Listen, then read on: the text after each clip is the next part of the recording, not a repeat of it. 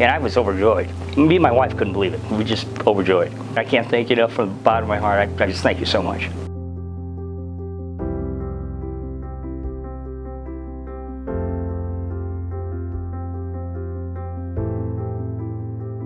Well, I was in the Marine Corps for 22 years, and I was in the Army, Nebraska National Guard AGR program for 11 years, total of 30 years, 7 months, and 20 days, so pretty long time. And I wanted to go ahead and put off all these surgeries that I should have gotten earlier, but I listened to sea lawyers again, and I thought I'd recover like I did when I was a kid. So I got like 4 major surgeries in like about a 19-month period. I got both my knees replaced. I had had 3 or 4 knee surgeries before that, and I was just a wobbly old guy. And then I had this kind of a major stomach problem, GI problem, and then I also had really bad foot, this hammer toe, and I was limping bad, and I was really limping so bad that I was embarrassed. I didn't want to go out, and I just was it's ego, and you know, as a Catholic, you know, that's wrong. That's wrong to be that ego about yourself, and I didn't want to ask for help, and I had convinced myself that I was okay, and I still was limping. I was frustrated, but I've been lucky. I've been fortunate all my life, and I'm so grateful for the military and grateful for your guys' help. But I was kind of told what to do and to not give up. And I remember this old doc, I showed up, and I was still having pins and everything in my feet. And he goes, "What are you doing here?" He goes, "You shouldn't even be here." And I go, "Well, doc," I listened to all these people, and I misjudged my timing, and I thought I'd recover from all these surgeries quicker than I did. Here I am. And he goes, "Look, here's what you need to do. You need to document all this. You need to come back here and get re-examined, and you might want to step outside of the comfort zone." And I go, "What do you mean by that?" He goes, "Well, you'll figure it out." And I think now what he was saying is I probably have to get help from somebody like you.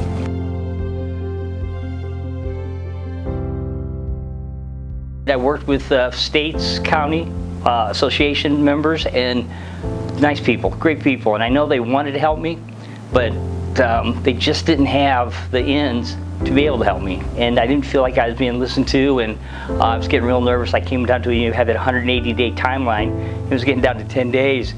And I was getting the same answers, and the same stuff was happening, and it wasn't good stuff. So I got really concerned and worried.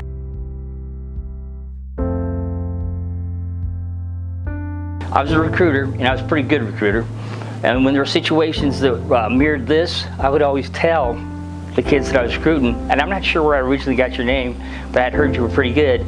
And I said, "Well, go see the Cuddigan family, man. I heard they're really good." And I ran into a young man that came to you, and he saw me, and he saw I was kind of stressed out.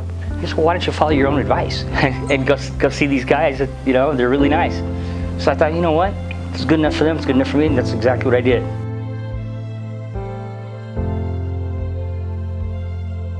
I chickened out like 2 or 3 times coming here. I made appointments, didn't show, got close to the door, didn't show, and I was really kind of embarrassed. And I just felt real funny asking for help and admitting that I needed help.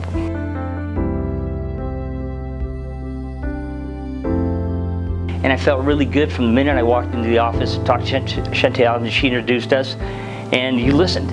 You actually listened, and I could tell you listened, and you put me at ease pretty quick. And that's, for me, I'm a pretty nervous, anxiety type guy, and that felt better than I had felt a long time about this whole thing.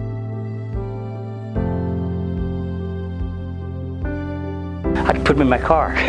I've got your cards and the little book that you give me, and I would just give them to them and tell them my story. And just say, these guys will help you out. You just have got to go there equipped for them to help you out. If they can't help you out, they'll tell you right up front. That's what I liked. If I can help one kid be comfortable and come here and getting the help that I know you guys will give him, then it's all worth it. I would like to say one more thing.